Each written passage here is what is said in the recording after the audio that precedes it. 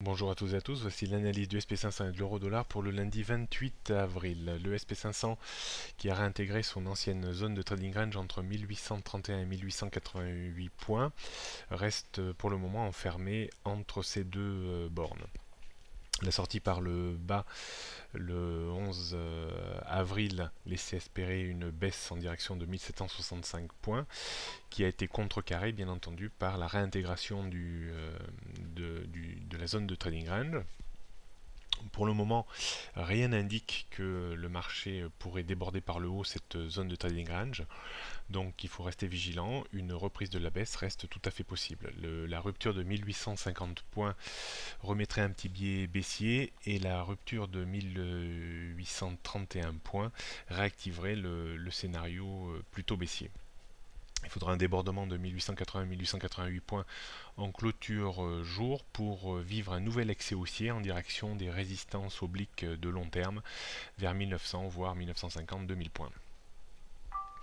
Au niveau des supports résistance sur le SP500, donc on note une grosse résistance à 1880-1888 points, avant 1900, 1950 et 2000. Support 1850 points, 1831, 1805, 1765 et 1730 points.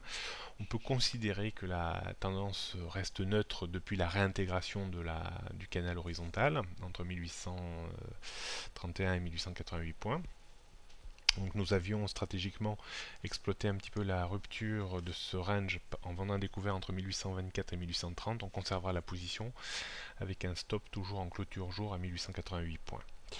Pour terminer avec l'euro-dollar reste toujours dans une situation de neutralité entre 1,3790 et 1,3860 dirons-nous, au sens strict du terme, et au sens plus large entre 1,37 et 1,39.